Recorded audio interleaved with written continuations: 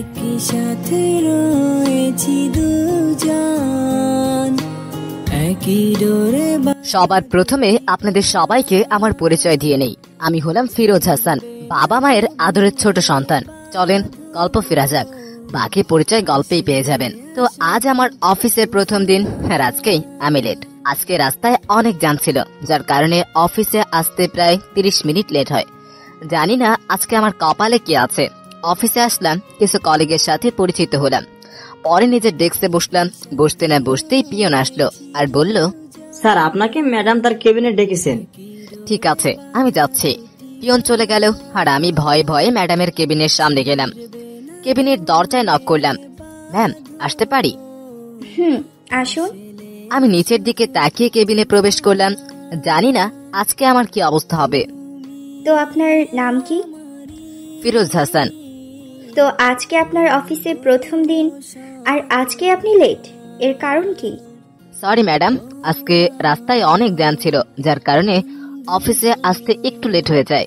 ঠিক আছে, আজকে আপনার প্রথম দিন, তাই কিছু বললাম না। নেক্সট টাইম যেন এমন না হয়। ঠিক আছে ম্যাডাম। যান, ম্যানেজার সাহেবের থেকে আপনার কাজটা জেনে নিন। ঠিক আছে ম্যাডাম। বলে যেই আসতে নিব, তেমনি চেয়ারের সাথে আমার পায়ের ধাক্কা লাগে। আমি ব্যথায় চিৎকার দিয়ে উঠলাম। তখন ম্যাডাম বলল, কি ব্যাপার, আপনি দেখে চলাফেরা করতে পারেন না? সরি ম্যাডাম বলে যে ম্যাডামের দিকে তাকালাম, আমি পুরোপুরি অবাক, কারণ আমার সামনে আমার স্কুল লাইফের ভালোবাসা দাঁড়িয়ে আছে। সাদিয়াকে আমি স্কুল লাইফ থেকে ভালোবাসি, কিন্তু কোনো দিন বলতে পারিনি, কারণ সাদিয়া অনেক রাগী ছিল, তাই ওকে বলার কখনো সাহস পাইনি। তারপর এসএসসি পরীক্ষা দিয়ে স্কুল থেকে চলে আসলাম, আর কখনো ওর খোঁজ খবর রাখিনি। কিন্তু শুনেছিলাম সাদিয়ার নাকি ঢাকা চলে গেছে। আজকে অনেক বছর পর আমি সাদিয়াকে দেখছি। ওকে দেখে মনে হচ্ছে যেন আকাশ থেকে কোনো পরী এসেছে। এত সুন্দর কোনো মেয়ে হয় নাকি? আমি ওর মাঝে হারিয়ে যাচ্ছি। হঠাৎ কে যেন আমার চোখের সামনে চুটকি বাঁচালো, আর আমি বাস্তবে ফিরে আসলাম। তখন ম্যাডাম বলল, কি ব্যাপার, কোথায় হারিয়ে গেলেন আপনি? সাদিয়া, তুমি এখানে? তাস, কি হলো বোঝেন নাই তো? সাদিয়া তার নরম হাত দিয়ে প্রচন্ড গতিতে আমার গালে একটা থাপ্পড় মারলো। আজকে নিয়ে 2 বার সাদিয়া আমার গালে থাপ্পড় মারলো। আপনারা আবার ভাইবেন না আমি কোনো লুচ্চামি করছিলাম। স্কুলে থাকতে আমি আমাদের ক্লাসের একটা মেয়ের সাথে কথা বলতেছিলাম, মানে মেয়েটি আমার সাথে কথা বলতেছিল। হঠাৎ কোথা থেকে যেন সাদিয়া আসলো আর আমার গালে প্রচন্ড গতিতে থাপ্পড় মারে আর বলে, তোকে বলেছিলাম না কোনো মেয়ের সাথে লুচ্চামি করবি না। তখন আমার সাথে যে মেয়েটি আসছিল সে বলল, সাদিয়া, তুই ভুল বুঝছিস, আমি শুধু ওর সাথে পড়ার বিষয় নিয়ে কথা বলছিলাম। সাইমা কথাটি বলতে না বলতেই ঠাস, এবারেরটা সাইমার গালেই পড়েছে। ও থাপ্পড়টা মেরে চলে যায়। তারপর থেকে কোনো মেয়ে আমার সাথে কথা বলেনি, একমাত্র সাদিয়ার ভয়ে। সাদিয়া আমাকে এত জোরে থাপ্পড় মারবে আমি ভাবতে পারিনি। আমি সাদিয়ার দিকে করুণ দৃষ্টিতে তাকিয়ে আছি। তখন সাদিয়া বলল, আপনার সাহস কি করে হয় আমার নাম নেওয়ার? আপনি কি ভুলে গেছেন এটা অফিস, আর আমি এই অফিসের এমডি, সেজন্য রেসপেক্ট নিয়ে কথা বলুন। সরি ম্যাডাম, ভুল হয়ে গেছে। কুত্তি মুখে বললেই তো হতো। ইটস ওকে, যান আর ম্যানেজার সাহেবের থেকে আপনার কাজটা জেনে নিন। ঠিক আছে ম্যাডাম বলেই চলে আসলাম ওয়াশরুমে, কারণ গালটা প্রচন্ড ব্যথা করতেছিল। ওয়াশরুমে আসলাম, আয়নার সামনে দাঁড়িয়ে গালটার দিকে তাকালাম। তাকিয়ে আমি অবাক, কারণ গালে 5 আঙ্গুলের দাগ হয়ে গেছে। এত জোরে কেউ কাউকে থাপ্পড় মারে? 10 মিনিট লাগিয়ে গালে পানি দিলাম, কারণ কেউ যদি দেখে তাহলে বলবে আমি নিশ্চয়ই কোনো মেয়ের সাথে লুচ্চামি করছিলাম, তাই আমাকে মেরেছে। কিন্তু সত্যি কথাটা তো আপনারা আর আমি জানি। প্লিজ কাউকে বলবেন না, তাহলে আমার ইজ্জত প্লাস্টিক হয়ে যাবে। ওয়াশরুম থেকে এসে নিজের ডেস্কে গেলাম। তারপর ম্যানেজার আমাকে আমার কাজ বুঝিয়ে দিলেন। আমি আমার মাথাটা ঘুরিয়ে দেখলাম সাদিয়ার কেবিনে আমার ডেস্ক বরাবর। আমার ডেস্ক থেকে ওকে দেখা যাচ্ছে। কত অপরূপ সুন্দরী লাগছে ওকে। এক দৃষ্টিতে আমি ওর দিকেই তাকিয়ে আছি। হঠাৎ সাদিয়া আমার দিকে তাকালো, আর আমি ওকে দেখে ভ্যাবাচাকা খেয়ে গেলাম। মাথা ঘুরিয়ে নিজের কাজে মনোযোগ দিলাম। কাজ করতে করতে দুপুর হয়ে গেছে, সবাই লাঞ্চ করতে যাচ্ছে, তাই আমিও উঠলাম। যে আসতে নিব তেমনি 4 জন কলিগ আমার সামনে আসলো। তাদেরকে দেখে আমি পুরো অবাক। আমার সামনে আমার স্কুল লাইফের বন্ধু আসলো, মিজান, সাইমা, হাসিব, সোহান। আমি তাদেরকে দেখে অবাক। তখন তাদেরকে বললাম, কিরে কেমন আছিস তোরা? তাদের চারজনকে উদ্দেশ্য করে কথাটা বললাম। তারা চারজন একসাথে উত্তর দিল, আলহামদুলিল্লাহ ভালো আছি, তুই কেমন আছিস? আলহামদুলিল্লাহ ভালো আছি। তারপর ওদের সাথে আরো অনেক কথা বললাম। চল লাঞ্চ করে আসি। চল। আমরা সবাই একসাথে ক্যান্টিনে আসলাম, তারপর খাবার অর্ডার করলাম। আজকে অনেক দিন পর আমরা 4 বন্ধু একসাথে বসলাম। খাবার খেয়ে আবারও যার যার কাজে মনোযোগ দিলাম। হঠাৎ সাদিয়ার কথা মনে হলো। সাদিয়ার কেবিনের দিকে তাকিয়ে দেখলাম ও ওর কাজ করছে। জানি না ও লাঞ্চ করেছে কিনা। যাই হোক, নিজের কাজে মনোযোগ দিলাম। বিকেল 5টায় অফিস ছুটি হলো। আমরা 4 বন্ধু একসাথে অফিস থেকে বের হলাম। তখন আমি বললাম, সাইমা শোন, বল। সাদিয়ার সাথে কি তোর কোনো কথা হয় না? না, ওর সাথে প্রয়োজন অথবা অফিসের কোনো কাজ ছাড়া কথা হয় না। ও, হঠাৎ ওর কথা জিজ্ঞেস করলি? না এমনি, ওদের সাথে কথা বলতেছিলাম। তখন দেখলাম সাদিয়া অফিস থেকে বের হয়ে একটা গাড়িতে উঠে চলে গেল। আমিও ওদের কাছ থেকে বিদায় নিয়ে বাসায় চলে আসলাম। বাসায় এসে কলিং বেল বাজালাম। কিছু সময় পর ভাবি এসে দরজা খুলে দিল। আমি ভাবির কপালে একটা চুমু দিয়ে ভিতরে আসলাম। তখন ভাবি জিজ্ঞেস করলো, আমার কিউট ভাই, আজকে তো অফিসের প্রথম দিন, কেমন কাটলো? ভালো কেটেছে, কারণ আমার ভালোবাসাকে অনেক দিন পর আমার কাছে পেয়েছি। কি ব্যাপার, তোমাকে এত খুশি লাগছে কেন? না এমনি। নেহি, ডাল মে তো কুছ কালা হে, বলো কি হয়েছে? পরে বলবো, আগে বলো আম্মু কোথায়? আম্মু তার রুমে আছে, যাও। ঠিক, আম্মুর রুমে আসলাম। দেখলাম আম্মু ঘুমিয়ে আছে, তাই আর ডাক না দিয়ে আমি আমার রুমে চলে আসলাম।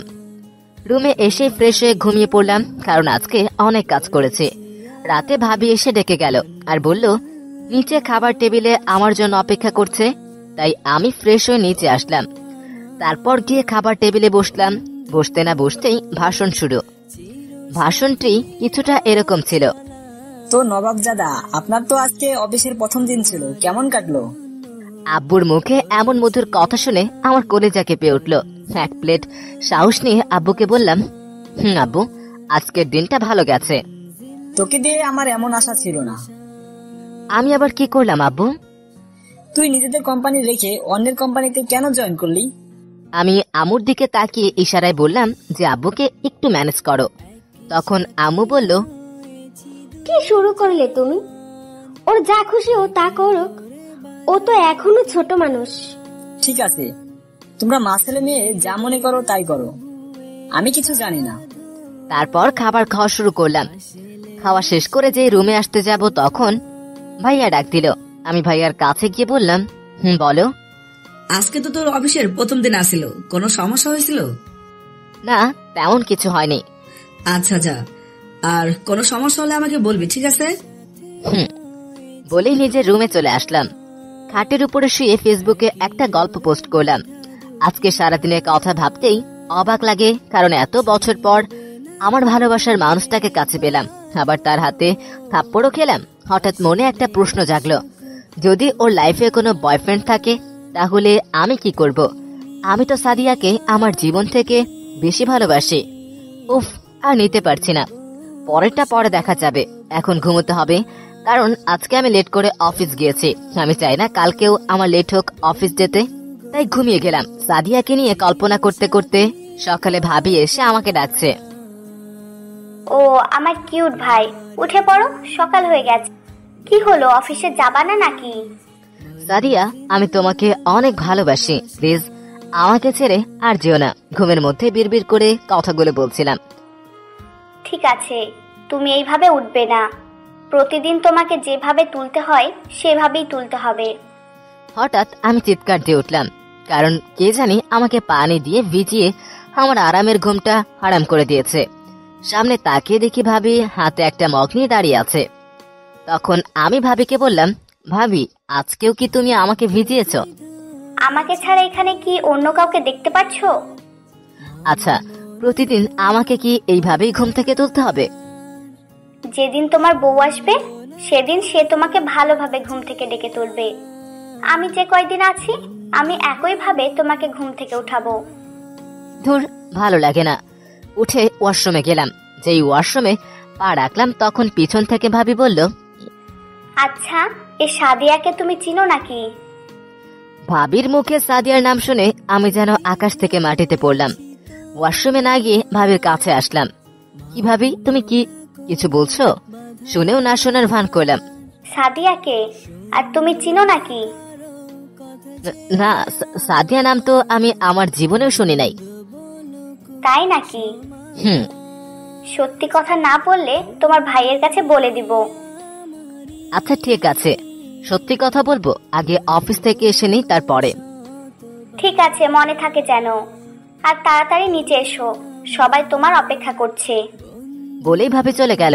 আমিও দাঁড়িয়ে না থেকে সোজা ওয়াশরুমে গেলাম ফ্রেশ হতে। অফিসের ড্রেস পরে নিচে আসলাম। সবার সাথে নাস্তা করে অফিসের জন্য বের হতে যাব, তখন বলল, কি ব্যাপার ফিরোজ, তুই তোর গাড়ি করে অফিসে যাচ্ছ না কেন? আব্বু, আমি আর কিছুদিন পর থেকে গাড়ি ব্যবহার করব।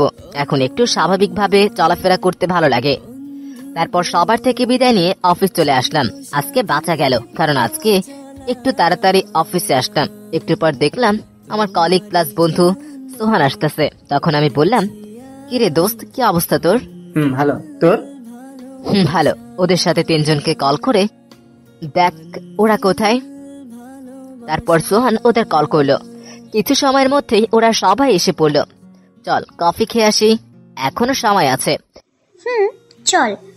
তারপর আমরা সবাই কফি খেয়ে অফিসে আসলাম এবং যার যার ডেস্কে গিয়ে বসে পড়লাম। আজকে আমার পাখিটা এখন পর্যন্ত আসেনি। আমি আমার কাজে মনোযোগ দিলাম।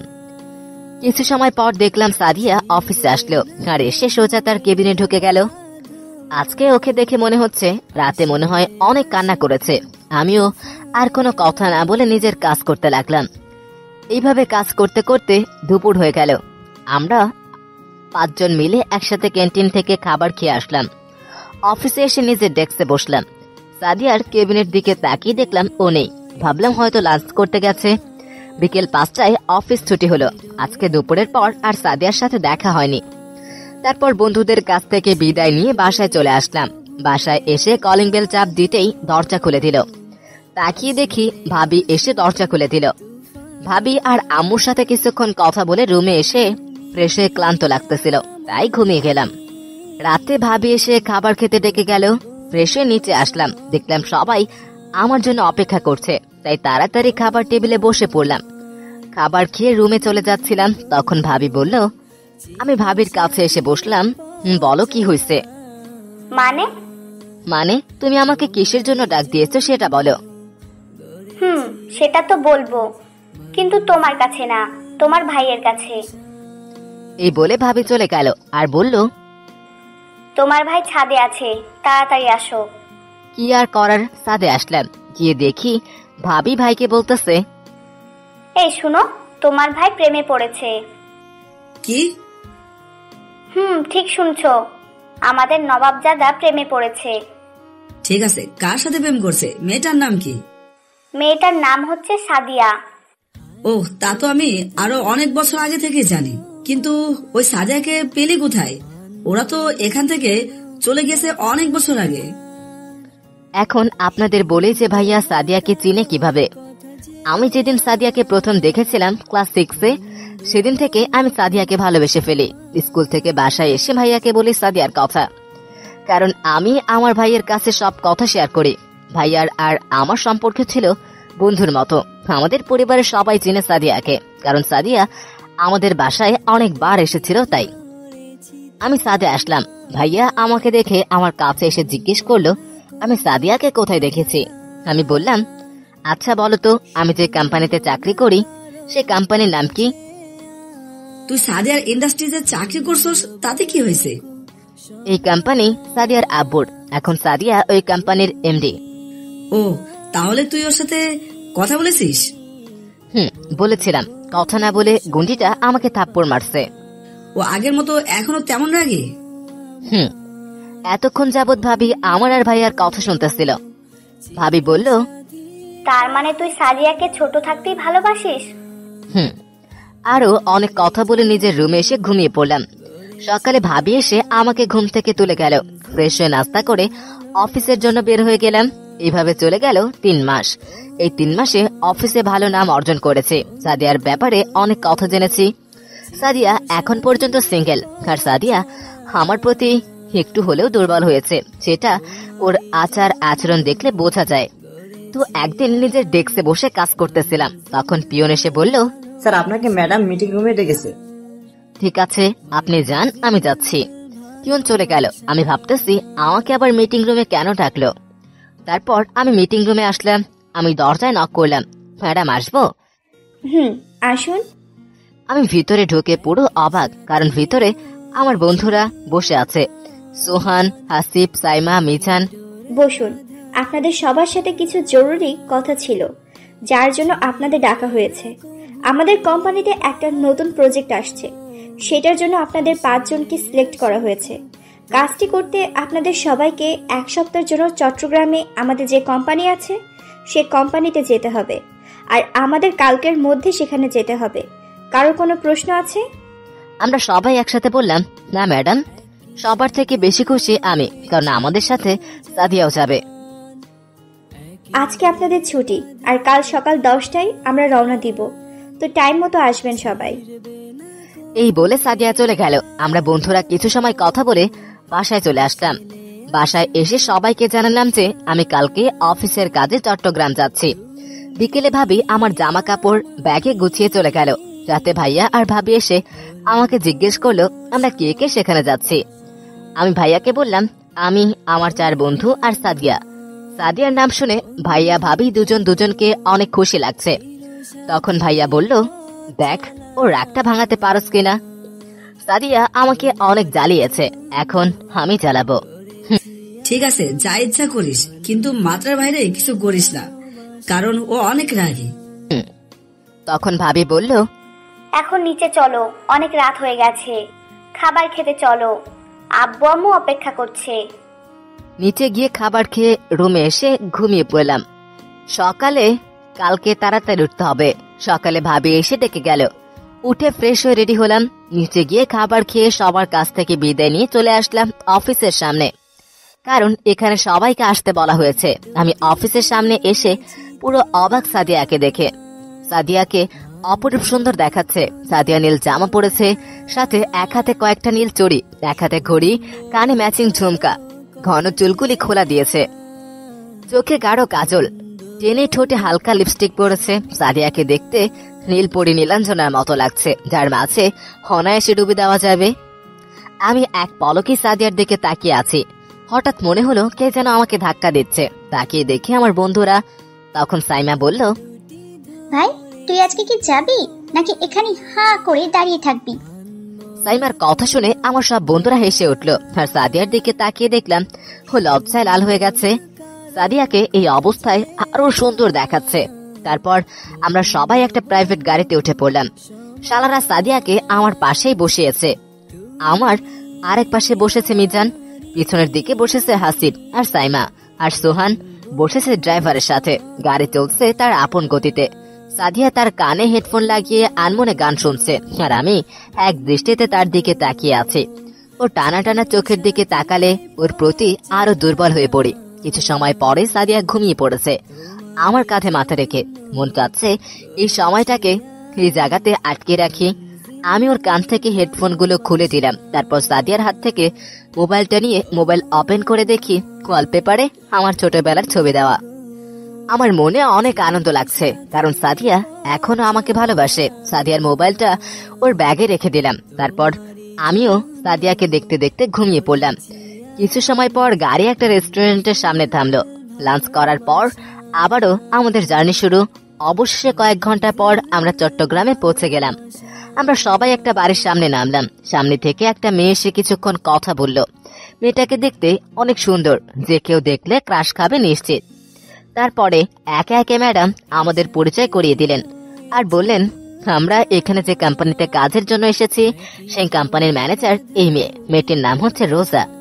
রোজা বলল আমরা সবাই এই কয়দিন এই বাসায় থাকবো। রোজা আমাদের একে একে আমাদের সবার রুম দেখিয়ে দিল।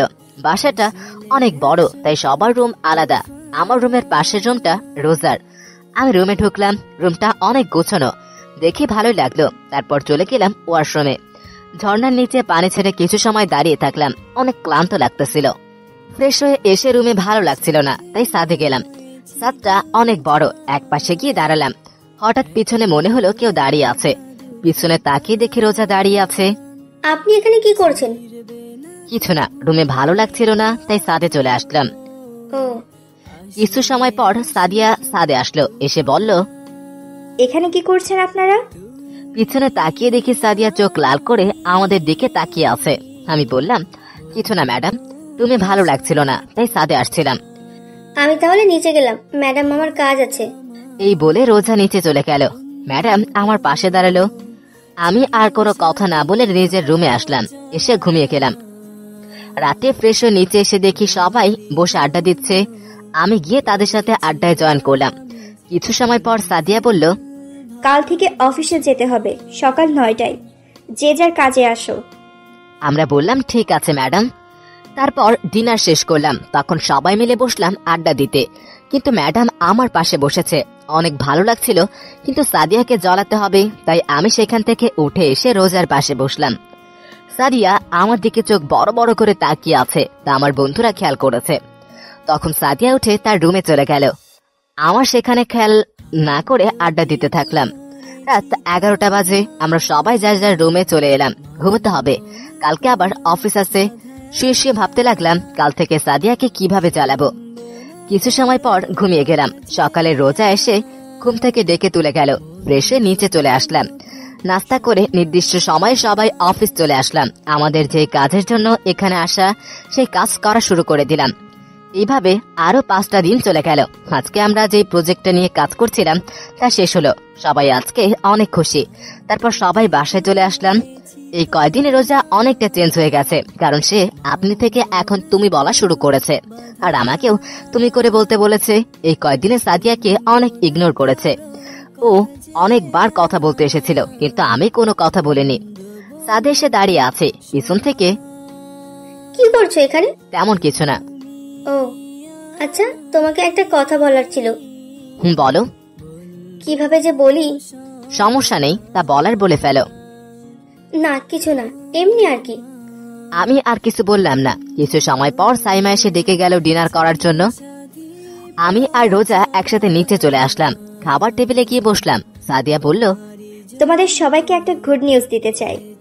আমরা সবাই আগ্রহ নিয়ে সাদিয়াকে জিজ্ঞেস করলাম কি। আমাদের প্রজেক্টটা ভালোভাবে শেষ হওয়ার কারণে আমরা আরো 5 দিন এখান থেকে এনজয় করব। আর কালকে আমরা যাচ্ছি কক্সবাজার। আগামী 5 দিন সেখানেই থাকবো। সবাই অনেক খুশি হলো। তারপর খাবার খেয়ে সবাই আড্ডা দিতে বসছে। আমি ওদেরকে বললাম আমার ভালো লাগছে না, তাই আমি রুমে চলে আসলাম। আজকে অনেক ক্লান্ত লাগতেছিল, তাই ঘুমিয়ে পড়লাম। সকালে ঘুম থেকে উঠে ফ্রেশ হয়ে নিচে আসলাম। নাস্তা করে কিছু সময় পর সবাই রওনা দিলাম কক্সবাজারের উদ্দেশ্যে। কিছু সময়ের মধ্যে আমরা কক্সবাজার সমুদ্র সৈকতে পৌঁছে গেলাম। সেখানকার একটা হোটেলে আমাদের রুম বুক করা হলো। রুমে আসলাম, ফ্রেশ হয়ে সবাই চলে আসলাম লাঞ্চ করতে। রুমে এসে বসলাম, তখন সাইমা রুমে আসলো। কি রে দোস্ত, তুই এমন করছিস কেন? আমি এখন আবার কি করলাম? মানে তুই না সাদিয়াকে ভালোবাসিস, তাহলে তাহলে তুই ওকে এমন ভাবে ইগনোর করছিস কেন? ভালোবাসি, কিন্তু কিভাবে বলবো তুই বল। তুই তো জানিস সাদিয়া কেমন। বুঝলাম। তুই এক কাজ করে দেখতে পারিস, তবে সাদিয়া তোকে ভালোবাসে নাকি। কি? সাইমা আমাকে যা বললো তা আপনাদের কিছু সময়ের পর জানানো হবে। সাইমা চলে গেল। আমিও আর কিছু না ভেবে বাইরে চলে আসলাম। বিকেলে সবাই একসাথে বের হলাম। ঘুরতে যাওয়ার কথা ছিল, তাই সবাই সাগরের পাড়ে আসলাম। সবাই একসাথে হাঁটছি। আমি সাদিয়াকে বললাম, সাদিয়া তোমার সাথে একটু কথা ছিল। বলো কি কথা? এমন সময় সাদিয়ার মোবাইলে কল আসলো, আর সাদিয়া কল ধরে যা বললো তা শুনে আমরা সবাই অবাক। জান বলো, কেমন আছো তুমি? মোবাইলে কল করার লোকটাকে বলল। সাদিয়া মোবাইলে কথা বলতে বলতে সাইডে চলে গেল। আমার চোখটা পানিতে ভরে গেল। হঠাৎ রোজা বলল, ফিরোজ চলো আমরা এই পাশে যাই। রোজা কথাটা বলতে না বলতে সাদিয়া আমার দিকে এমন ভাবে তাকালো যেন আমি কোনো বড় অপরাধ করে ফেলেছি। আমি বললাম, ঠিক আছে চলো। এখন সবাই আমার দিকে তাকিয়ে আছে। আমি আর কোনো কথা না বলে রোজাকে নিয়ে অপর দিকে চলে আসলাম, কিন্তু ভালো লাগছিল না। তাহলে কি সাদিয়ার জীবনে কি অন্য কেউ আছে? চলো ওই জায়গাটায় গিয়ে বসি। ঠিক আছে চলো। আমি আইসক্রিম খাবো, তুমি খাবে? না, তোমার জন্য আমি আইসক্রিম নিয়ে আসি। আইসক্রিম এনে রোজার হাতে দিলাম। রোজা আমাকে একটা হেল্প করতে পারবে? বলো কি হেল্প? বলো, তোমার জন্য সব করতে পারবো। রোজা আমার সাথে ভালোবাসার অভিনয় করতে পারবে প্লিজ? মানে কি বলতে চাচ্ছ তুমি? আমি সাদিয়াকে ভালোবাসি। আমি জানি না ও আমাকে ভালোবাসে নাকি, তাই সবার সামনে আমার একটু অভিনয় করব, যেন আমরা প্রেমিক প্রেমিকা। হঠাৎ খেয়াল করলাম রোজার হাসি মুখটা ফ্যাকাশে হয়ে গেল। বুঝলাম না কেন। ঠিক আছে, আমি রাজি। তখন আমার বন্ধুরা আসলো। তারপর সবাই বসে সূর্যাস্ত যাচ্ছে তা দেখলাম। সবাই খুশি ছিল, কিন্তু একজন খুশি ছিল না, সে হলো আমি। কিছু সময় পর সবাই মিলে একটা রেস্টুরেন্টে ঢুকলাম। সেখানে সবাই অনেক এনজয় করলাম। ডিনার করে রুমে চলে আসলাম। ওয়াশরুমে এসে পানি ছেড়ে ঝর্ণার নিচে বসে পড়লাম। অনেক কান্না আসতেছে। ফ্রেশ হয়ে খাটে বসে মোবাইলে সাদিয়ার ছবি দেখতে লাগলাম। কত মায়াবী লাগছে সাদিয়াকে। সারাটা রাত না ঘুমিয়ে কাটিয়ে দিলাম। এইভাবে আরো একটি দিন চলে গেল।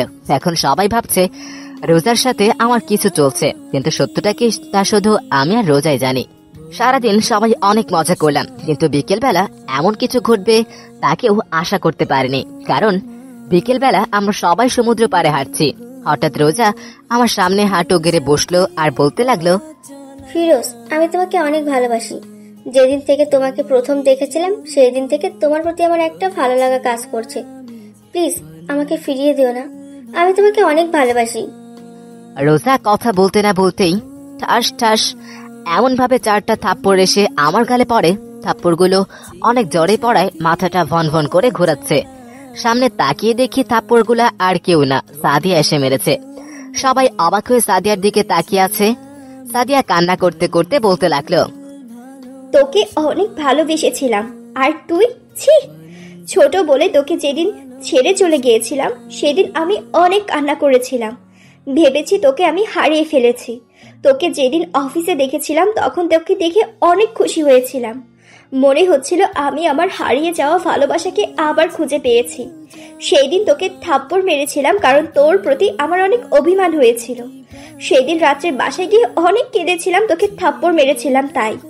আবার খুশিও, কারণ আল্লাহ তাআলা আমাকে আমার ভালোবাসাকে ফিরিয়ে দিয়েছে। আমি ভেবেছিলাম তোকে প্রপোজ করব, কিন্তু তুই তো আমার সাথে কথাও বলতি নাই। হঠাৎ নতুন প্রজেক্ট আসে, তাই আমি ভাবি তোকে সেখানে ঘুরতে গিয়ে প্রপোজ করব, কিন্তু তুই এখানে এসে আমাকে একেবারে ইগনোর করছিস। ভেবেছিলাম হয়তো অভিনয় করছিস, তাই কক্সবাজার আসার প্ল্যান করি। ভেবেছিলাম এখানে তোকে প্রপোজ করব, কিন্তু তুই এখানে এই মেয়ের সাথে লুচ্চামি করছিস। আর কখনো আমার সামনে আসবি না, আমি তোকে ঘৃণা করি। I hate you. বলে সাদিয়া কান্না করতে করতে চলে গেল। সাদিয়ার পিছে আমার বন্ধুরাও চলে গেল। সাদিয়া কোনো সমস্যা হয় তাই, আর আমি সেই জায়গায় মূর্তি হয়ে দাঁড়িয়ে আছি। আমি কি করলাম? যে মেয়ে আমাকে এত ভালোবাসে আমি তার ভালোবাসার পরীক্ষা নিচ্ছিলাম। ও, আপনাদের তো বলাই হয়নি সেদিন সাইমা আমাকে কি বলেছিল, তাহলে শুনুন, মানে পড়ুন। শোন, মেয়েরা যাকে ভালোবাসে তাকে অন্য মেয়েদের সাথে দেখতে পারে না। তাই তুই এক কাজ কর, সাদিয়ার সামনে অন্য মেয়েদের সাথে থাকবি, কথা বলবি, তাহলে দেখতে পারবি সাদিয়া তোকে ভালোবাসে নাকি। যদি একটু বেশি হয়ে যায়, কারণ তুই তো জানিস সাদিয়া কেমন রাগী মেয়ে। বেশি কিছু হলে আমি আছি তো। আমি আর কিছু না বলে রুম থেকে বের হয়ে যাই। বাইরে এসে সাইমার কথাগুলো বলছিলাম, হঠাৎ কাঁধে কারো স্পর্শ করে। পিছনে তাকিয়ে দেখি রোজা। কি হয়েছে তোমার? কোনো সমস্যা? এখানে কি করছো? না, কোনো সমস্যা নেই। তারপর রোজা সেখান থেকে চলে যায়, আর আমি ওর রুমে চলে আসলাম আর এসে শুয়ে পড়লাম। বাকিগুলো আপনারা তো জানেনই। সেখানে বসে বসে ভাবছিলাম আমি এটা কি করে ফেললাম, কেন ওর ভালোবাসার পরীক্ষা নিতে গেলাম। মেয়েটা কত ভালোবাসে আমাকে, আর আমি তা বুঝতে পারলাম না। অনেক কান্না করলাম। আমার ভুলের কারণে আজকে এমন হলো। অনেক লেট করে হোটেলে আসলাম। নিজের রুমে এসে দেখলাম সব বন্ধুরা বসে আছে, সাদিয়া আর রোজা সারা। হঠাৎ সুহান আমাকে থাপ্পড় মারলো আর বলতে লাগলো, কেমন করেছিস ওর সাথে? ও তো স্কুল লাইফ থেকে তোকে ভালোবাসতো, তাই তো ও কোনো মেয়ের সাথে তোকে মিশতে দিত না, তারপরেও তুই বুঝলি না। সোহান একসাথে কথাগুলো বলল। আমি সোহানাকে জড়িয়ে ধরে বললাম, ভাই বিশ্বাস কর, আমি শুধু ওর মুখ থেকে বের করতে চেয়েছিলাম যে ও আমাকে ভালোবাসে। তুই কি জানিস না মেয়েদের বুক ফাটে কিন্তু মুখ থেকে কথা বের হয় না? সরি দোস্ত, আমি আর এমন করব না। সাদিয়াকে বল না একবার আমার সাথে কথা বলতে। সাদিয়া তো বিকাল থেকে এসে রুমে ঢুকেছে, আর বের হয়নি। ওকে অনেক ডেকেছি, তবু কোনো কাজ হয়নি। কথাটা শোনা মাত্রই আমি দৌড়ে সাদিয়ার রুমের দরজার সামনে দাঁড়িয়ে অনেক ডাকলাম, কিন্তু ও দরজা খুলল না। আমার বন্ধুরা আমাকে ধরে রুমে নিয়ে আসলো। সারাটা রাত না ঘুমিয়ে কাটিয়ে দিলাম আমরা। সকালবেলা এমন কিছু হবে তা আমি ভাবতেই পারিনি। ভোর রাতে সাইমা, সোহান, হাসিব, মিজান ওরা সবাই ঘুমিয়ে যায়। সকালে সবার ঘুম থেকে ওঠার আগেই আমি সাদিয়াকে রুমের সামনে আসলাম। আধা ঘন্টা লাগিয়ে দরজায় নক করলাম, তারপরেও সাদিয়া এসে দরজা খুলে দিল। সাদিয়াকে দেখে আমার চোখে কান্না এসে পড়ল। ও মনে হয় সারা রাত না ঘুমিয়ে কান্না করতে করতে কাটিয়ে দিয়েছে। চেহারাটা একদম বাজে দেখাচ্ছে, চোখের নিচে কালো দাগ পড়ে গেছে। হঠাৎ আমি ওর হাতের দিকে খেয়াল করলাম, ওর হাতে ওর জামা কাপড়ের ব্যাগ। মনে হচ্ছে ও এখান থেকে চলে যাবে। আমার ভাবনা কাটিয়ে সাদিয়া বলল, একটু সাইড হয়ে দাঁড়ান, আমি বের হব। আমার ওর চলে যাওয়ার কথা শুনে আমার রাগ উঠে গেল। রাগে ওর হাত ধরে রুমের ভিতরে নিয়ে দরজা লাগিয়ে দিলাম। সাদিয়া ভয়ে শুপচে গেছে, এটা ওর চেহারা দেখে বোঝা যাচ্ছে। কোথায় যেতে চাচ্ছিলে? কিছুটা ধমকের সুরে কথাটা বললাম। নিশ্চুপ, শুধু কান্না করছে। কি হলো, এমন মরা কান্না কেন কাটছ? কেউ কি মারা গেছে? আমি কাউকে জবাব দিতে বাধ্য নই। সাদিয়া, তুমি কালকে যা দেখেছো তা সম্পূর্ণ ভুল ছিল। আমি তোমাকে অনেক ভালোবাসি। প্লিজ আমাকে বোঝানোর একটু সময় দাও। প্লিজ আপনি এখান থেকে চলে যান। সাদিয়া প্লিজ একটু সময় দাও আমাকে বোঝানোর, প্লিজ একটু সময়। আপনি যদি এই মুহূর্তে এখান থেকে চলে না যান তাহলে আমার মরা মুখ দেখবেন। ঠিক আছে, চলে যাচ্ছি, কিন্তু একটা কথা বলতে চাই, তুমি অনেক বড় ভুল করছো। কান্না করতে করতে চলে আসলাম রুমের দরজা খুলে দেখি বন্ধুরা দাঁড়িয়ে আছে। আমি ওদেরকে কিছু না বলে নিজের রুমে চলে এলাম। সব জামা কাপড় গুছিয়ে বাইরে চলে আসলাম। কি হয়েছে? তুই তোর জিনিসপত্র গুছিয়ে নিলি কেন? সব দোষ আমার জন্য হয়েছে। চল, সব এখন আমি ঠিক করে দেব। দেখ দোস্ত, তুই চলে যাস না, সবকিছু ঠিক হয়ে যাবে। না রে দোস্ত, বাসায় একটু সমস্যা হয়েছে, তাই চলে যাচ্ছি। ভুলে যাস না আমরা তোর বন্ধু, আমাদের কাছে তুই মিথ্যা কথা বলিস। সব হারামিগুলো এসে আমাকে জড়িয়ে ধরলো। দোস্ত এখন আমার যেতে হবে, প্লিজ আমাকে যেতে দে। অনেক বোঝানোর পর ওরা আমাকে ছাড়লো। দেখলাম সাইডে রোজা দাঁড়িয়ে আছে। রোজা, তুমি আমার জন্য যা করেছো তার জন্য অনেক ধন্যবাদ তোমাকে। আল্লাহ হাফিজ, আর দেখা নাও হতে পারে। চলে আসলাম সেখান থেকে। বুকটা অনেক ব্যথা করছে, অনেক কষ্টে বাসে উঠলাম। অঝরে চোখের পানি পড়ছে, যেন কান্নার বাঁধ ভেঙে গেছে। অপরদিকে সাদিয়াও কারো কোনো কথা না শুনে বের হয়ে গেল। অনেক কষ্টে বাসে আসলাম। বাসার কলিং বেল চাপতেই ভাবি এসে দরজা খুলে দিল। আমাকে দেখে জড়িয়ে ধরলো। বাসার ভিতরে ঢুকলাম। কেমন আছো ভাবি? তোকে ছাড়া কিভাবে ভালো থাকি? তোকে ছাড়া পুরো বাসা খালি লাগছিল। এখন তুই এসে পড়েছিস, এখন সবাই ভালো থাকবে।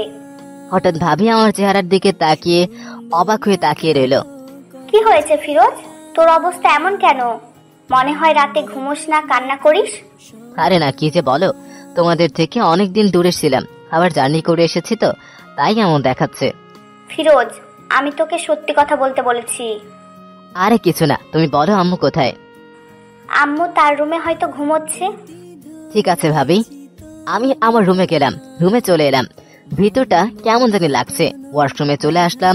ঝর্ণার পানি ছেড়ে ইচ্ছে মতো কাঁদতে লাগলাম। মন চাচ্ছে চিৎকার করে বলতে, কেন হলো আমার সাথে এমন। ঘন্টাখানেক পরে রুমে এলাম। অনেক ক্লান্ত লাগছে, তাই ঘুমিয়ে গেলাম। রাতে ভাবি খেতে ডেকেছিল, কিন্তু ভালো লাগছিল না, তাই যায়নি। আবারও ঘুমিয়ে গেলাম। হঠাৎ অনেক ক্ষুধা লাগছে, কারণ গতকাল থেকে কিছুই খাইনি। ঘড়ির দিকে তাকিয়ে দেখলাম ভোর 4টা বাজে। ভাবির রুমের সামনে গিয়ে 2-1 ডাক দিতেই ভাবি দরজা খুলে দিয়ে বলল, আমি জানতাম তোমার খিদে লাগবে, তাই তোমার খাবার ফ্রিজে রেখে আসছিলাম। চলো এখন। থ্যাংক ইউ ভাবি। তারপর ভাবি আমাকে খাবার গরম করে দিল। ভাবি, আমার ভালো লাগছে না, প্লিজ আমাকে খাইয়ে দিবে? ভাবি আমাকে খাইয়ে দিতে লাগলো। হঠাৎ ভাবি আমাকে জিজ্ঞেস করলো, তুই কি আমাকে একটা কথা বলতে পারবি? কি কথা? সেখানে কি হয়েছিল আমি সব জানতে চাই। ভাবি, আমি এসব নিয়ে এখন তোমার সাথে কথা বলতে পারবো না, প্লিজ জোর করো না, প্লিজ। বলে সেখান থেকে চলে আসলাম রুমে। এভাবে আরো 2 দিন চলে গেল, কারোর সাথে কোনো প্রকার কথা বলিনি। ভাবি খাবারের জন্য ডাকলে খেতাম না। রাতে ছাদে বসেছিলাম, হঠাৎ ভাইয়া আর ভাবি আসলো। ভাইয়া আমাকে জিজ্ঞেস করলো সেখানে কি হয়েছিল। ভাইয়াকে সবকিছু খুলে বললাম। ভাইয়া আমাকে একটা থাপ্পড় মারলো। বলেছিলাম না বেশি কিছু না করতে, তারপরও কেন করলি? যা হবার তা তো হয়ে গেছে, এখন সামনে কি করবি সেটা চিন্তা কর। কাল থেকে প্রতিদিন অফিসে যাবি, আমি আব্বুকে বলে দিব, ঠিক আছে? ঠিক আছে। তা এখন অনেক রাত হয়েছে, গিয়ে রুমে যা। ঠিক আছে বলে রুমে চলে আসলাম। এইভাবে চলে গেল 1 বছর। নিজের কেবিনে বসে কাজ করছি। এমন সময় ভাইয়া আসলো আর বলল, ফিরোজ, আমাকে একটা হেল্প করে দিতে পারবি প্লিজ?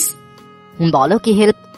তুই রুহিকে একটু শপিং করতে নিয়ে যাবি প্লিজ ভাই, না করিস না? আমার জরুরি একটা মিটিং আছে, প্লিজ জানা। না, আমি পারবো না।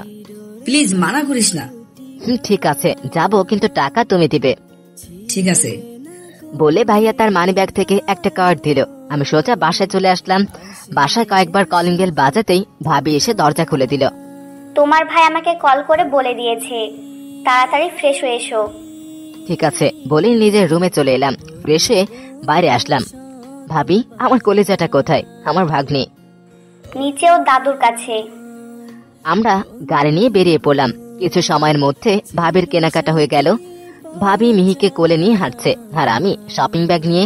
হঠাৎ সামনে একটা মেয়ে সামনে আসলো, আর এসেই ঠাস মেয়েটাকে দেখে আমি পুরো অবাক, কারণ মেয়েটা ছিল সাইমা। ওই কুত্তা, কোথায় ছিলে এই কয়দিন? আর তুই আমার কল মেসেজের রিপ্লাই দিসনি কেন? আমি কোনো কথা না বলে ওকে জড়িয়ে ধরলাম আর বললাম, রাগিস কেন? আগে বল তুই কেমন আছিস? আগে তুই আমার কথার জবাব দি, আমাকে ছাড়িয়ে। এমনি আর কি। তুই আমার উপর রেগে আছিস তাই না? আরে না, তোর উপরে রেগে থাকবো কেন? তুই আমার কিউট একটা কুত্তি। এখন বল তুই কেমন আছিস, আর বাকিগুলোর কি অবস্থা? ভালো আছি, আর বাকিগুলো ভালো আছে। সাদিয়ার সাথে কি তোর কোনো কথা হয় না? হয়েছিল। কথা বলতে গেলে থাপ্পড় ফ্রি পাইতাম। সরি দোস্ত, আমার জন্য তোদের এমন হয়েছে। বাদ দে তো। তোর সাথে মেয়েটাকে আমার আপুর মতো ভাবি। ভাবির সাথে সাইমার পরিচয় করিয়ে দিলাম।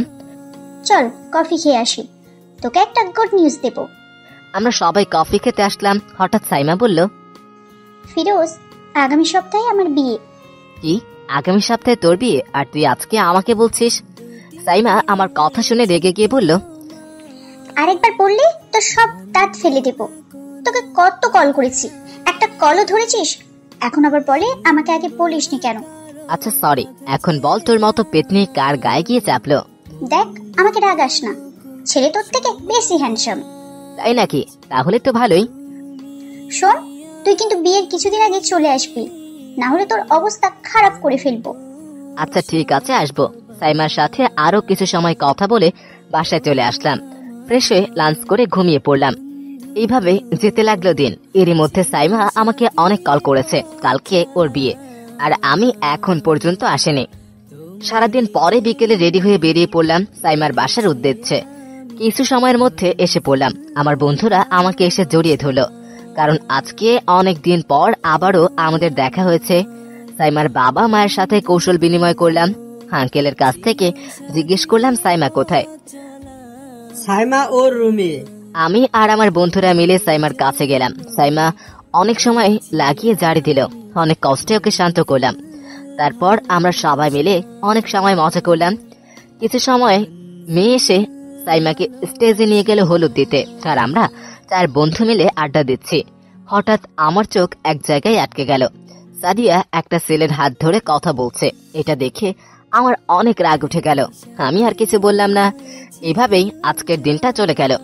রাত 10টার দিকে ছাদে গেলাম। গিয়ে দেখি একটা মেয়ে ছাদের এক কোনায় বসে কান্না করছে। মেয়েটার সামনে গিয়ে দেখি এটা সাদিয়া। কি হয়েছে তোমার? কান্না করছো কেন? আমার কথা শুনে সাদিয়া কেঁপে উঠল। সাদিয়া কিছু না বলে আমার পাশ কাটিয়ে চলে যেতে লাগলো। আমি সাদিয়ার হাত ধরে ফেললাম। তোমার সাথে আমার কিছু কথা আছে। আপনার কথা শোনার মতো আমার কাছে সময় নেই। সাদিয়াকে একটা হ্যাচকা টান দিয়ে আমার সামনে আনলাম। আমি বললাম না আমার তোমার সাথে জরুরি কথা আছে? আপনার মতো বাজে ছেলের কথা শোনার মতো আমার কাছে সময় নেই। ঠাস, আজকে অনেক দিন পর তৃপ্তি পেলাম সাদিয়াকে থাপ্পড় মেরে। এখন চুপচাপ আমার কথা শুনবি, তার আগে যেন তোর মুখ থেকে কোনো শব্দ যেন না আসে। আমি বলতে লাগলাম, আমি যেদিন থেকে তোমাকে প্রথম দেখেছিলাম সেদিন থেকেই তোমাকে ভালোবেসেছি। তোমাকে অনেকবার বলতে চেয়েছি, কিন্তু তোমার ওই রাগের ভয়ে আর বলতে পারিনি। আমি আমাদের অফিসে না গিয়ে তোমার অফিসে কেন জয়েন করেছি জানো? শুধু তোমার জন্য।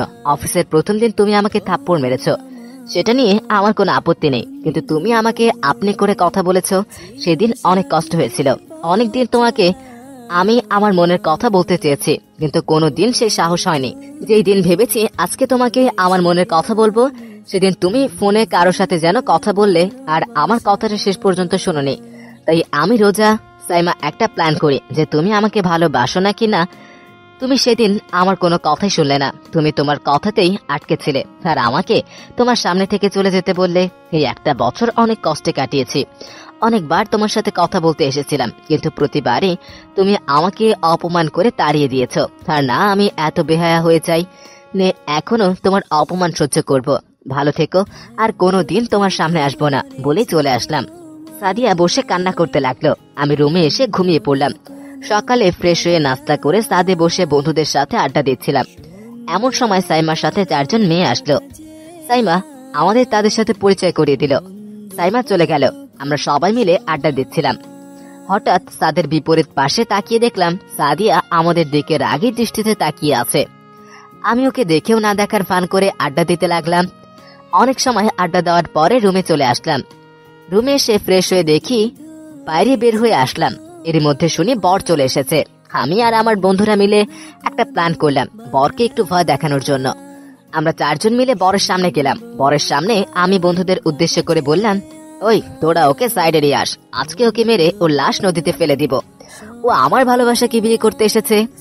ভাই আপনারা কারা, আর আমার সাথে এমন করতেছেন কেন? তোর সাহস তো কম না, তুই আমাদের উপর কথা বলিস?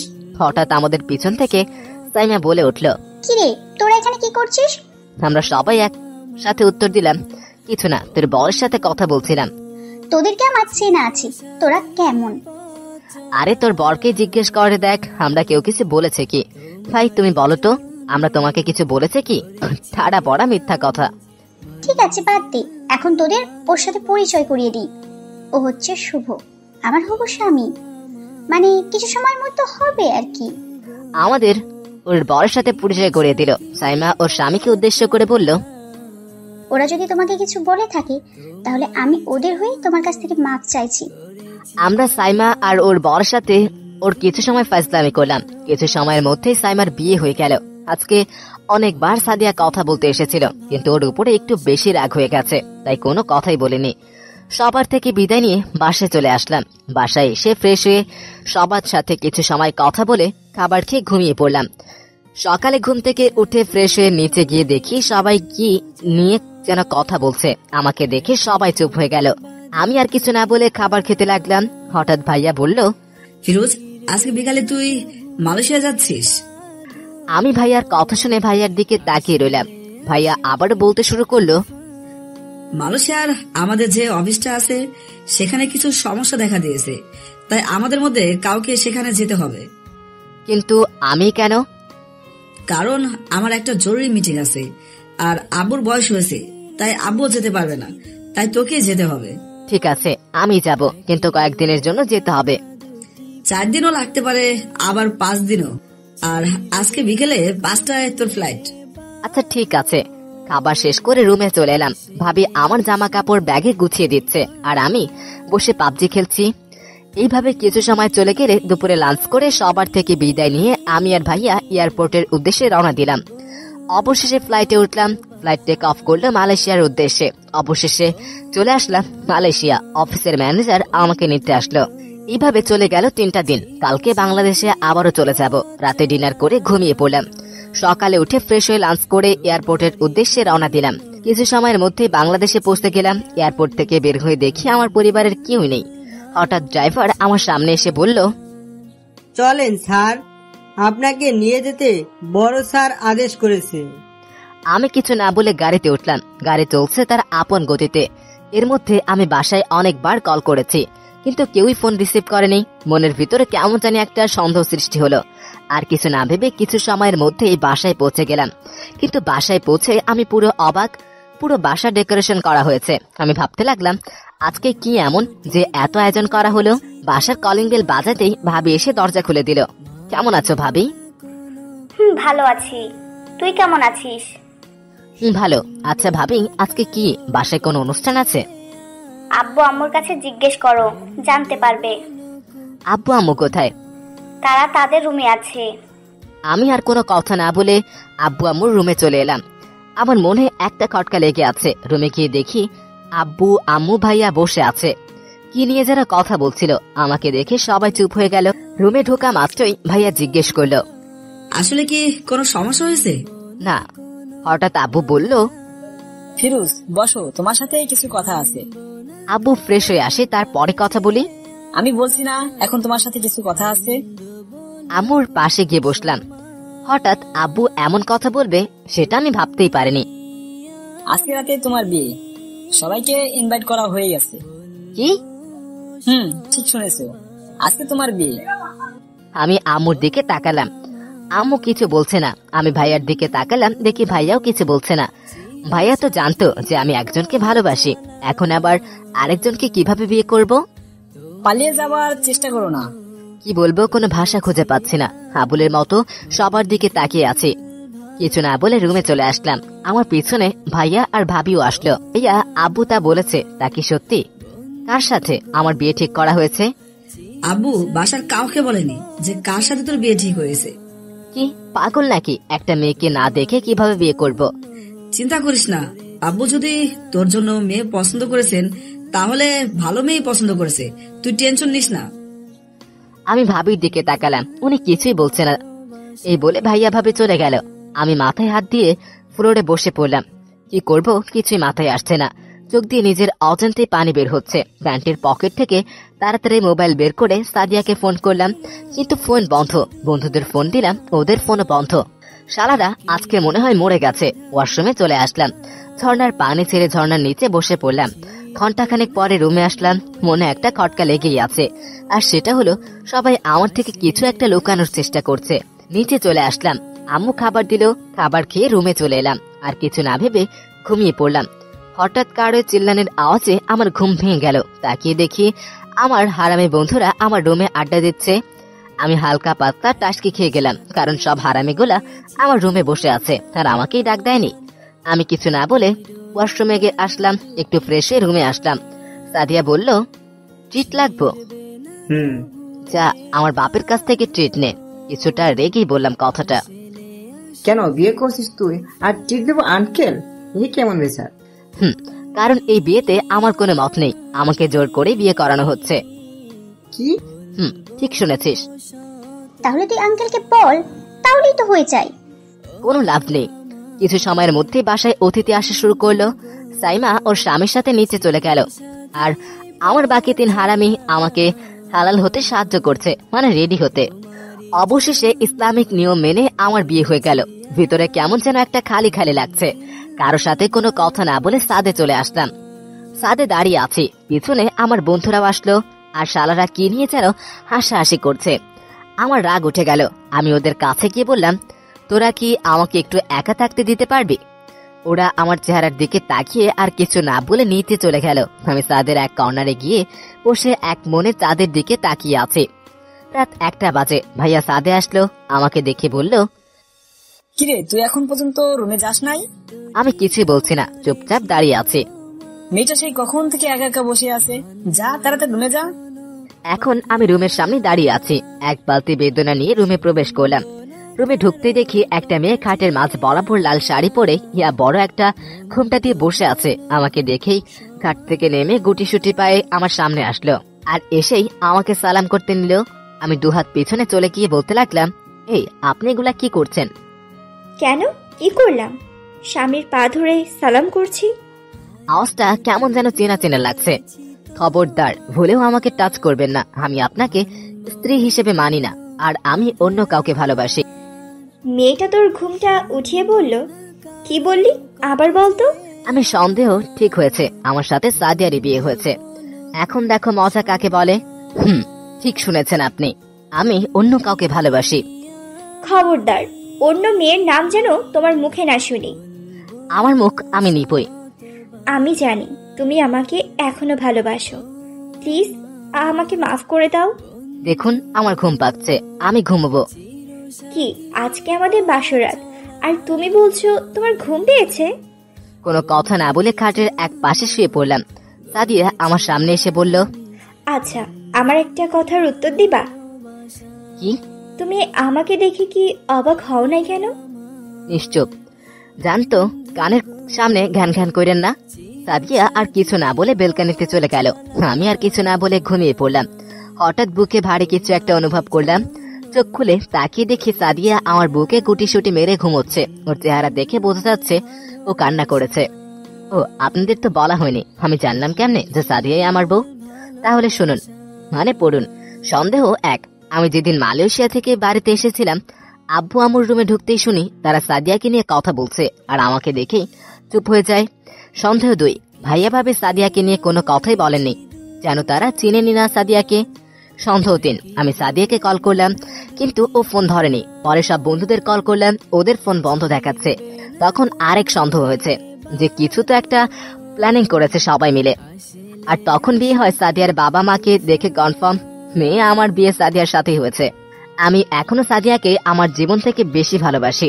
আর 2 দিন পর সাদিয়ার বার্থডে, তাই ভাবলাম এই 2 দিন সাদিয়ার সাথে বাকি সবার সাথে একটু মজা নেই। সাদিয়ার জন্য অনেক বড় একটা সারপ্রাইজ আছে, যেটা ওর বার্থডেতে দিন দিব। সাদিয়াকে জড়িয়ে ধরে ঘুমিয়ে পড়লাম। সকালে সাদিয়াকে আগে আমার ঘুম ভেঙে গেল। দেখলাম সাদিয়া এখনো আমার বুকে বাচ্চা মেয়ের মতো ঘুমোচ্ছে। ওর চেহারা কিছু চুল এসে পড়েছে, তাই ওর চুলগুলো ঠিক করে দেই। হঠাৎ সাদিয়া জেগে গেল আর আমি চোখ বন্ধ করে নিলাম। মনে হয় আমাকে দেখে ফেলেছে। পরে দেখি হঠাৎ সাদিয়া আমার ঠোঁটে কিস করলো। এই মাইয়ার কি কোনো লজ্জা শরম নাই? আমি জানি তুমি আমাকে অনেক ভালোবাসো, আর আমিও তোমাকে অনেক ভালোবাসি। এই বলে ওর কপালে একটা চুমু দিয়ে ওয়াশরুমে চলে গেলাম। সাদিয়া বলতে লাগলো, আর আমি ওর কাণ্ড দেখে হাসছি। আবারও ঘুমিয়ে পড়লাম, কারণ আমি এত সকালবেলা ঘুম থেকে উঠি না। হঠাৎ আমার মুখে পানির ফোঁটা আসছে। চোখ খুলে তাকিয়ে দেখি সাদিয়া আমার মাথা বরাবর ওর ভোজা চুলগুলো দিয়ে আমার চেহারায় পানি দিচ্ছে। অনেক রোমান্টিক একটা ফিলিংস কাজ করছে। আমি সাদিয়ার দিকে এক দৃষ্টিতে তাকিয়ে আছি, আর সাদিয়া আমার দিকে তাকিয়ে আছে। হঠাৎ দরজায় নক পড়তেই আমাদের দুজনের ঘোর কেটে গেল। আমি কিছু না বলে সাদিয়াকে সরে ওয়াশরুমে চলে গেলাম, আর সাদিয়া গিয়ে দরজা খুলে দিল। আমি ফ্রেশ হয়ে ওয়াশরুম থেকে বের হয়ে দেখি সাদিয়া খাটে বসে আছে। আমি কিছু না বলে নিচে চলে আসলাম। সাদিয়া কিছু বলতে চেয়েছিল, কিন্তু আমি না শুনে বের হয়ে গেলাম। নিচে এসে দেখি সবাই খাবার টেবিলে বসে আছে। আমি গিয়ে খাবার টেবিলে বসে পড়লাম। বসতেই আবু বলতে লাগলো, বোমা কই? ওকে সাথে করে নিয়ে আসলি না কেন?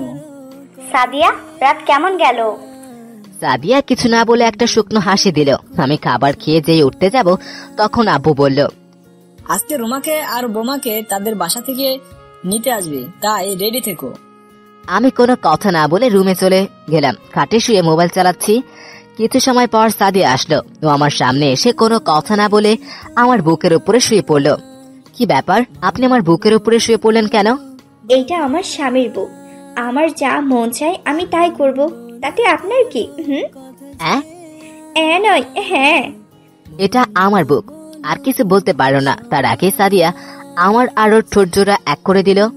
সরি প্লিজ, আজকে মাফ করে দাও, আমি বেশি জোরে কামড় দিতে চাইনি। আমি কিছু না বলে ওয়াশরুমে চলে গেলাম। আয়নায় তাকিয়ে দেখি বেশি কাটে নেই, অল্প একটুই কেটেছে। ওয়াশরুম থেকে বের হয়ে দেখি সাদিয়া রুমে নেই, তাই আমি ব্যালকানিতে গিয়ে বসে মোবাইল চালাতে লাগলাম। সাদিয়া রুমে আসলো, আমাকে দেখতে না পেয়ে ব্যালকানিতে আসলো। আমি বুঝলাম সাদিয়া এসেছে, তাই মোবাইলটা কানে নিয়ে আবুল তাবুল বলতে লাগলাম, জান কি করতেছ? আর না, কাল রাতে আমাদের মধ্যে কিছুই হয়নি। আমি শুধু তোমাকেই ভালোবাসি, আর কাউকে না। আচ্ছা রাখি সোনা, পরে কথা হবে। মোবাইলটা পকেটে রেখে পেছনে তাকিয়ে দেখি চোখ লাল করে সাদিয়া আমার দিকে এমন দৃষ্টিতে তাকিয়ে আছে যেন আমাকে আস্ত খেয়ে ফেলবে।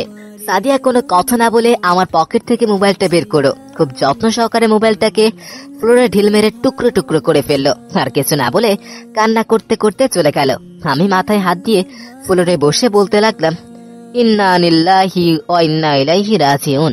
আমার এত স্বাদের মোবাইলটা একটু মজার কারণে টুকরো টুকরো হয়ে গেল। কিছু সময় নিরাপত্তা পালন করে বেলকানিতে বসে রইলাম। হঠাৎ নিচ থেকে অনেক আওয়াজ আসছে, তাই নিচে চলে এলাম। নিচে এসে দেখি শ্বশুর বাড়ির লোকজন এসেছে।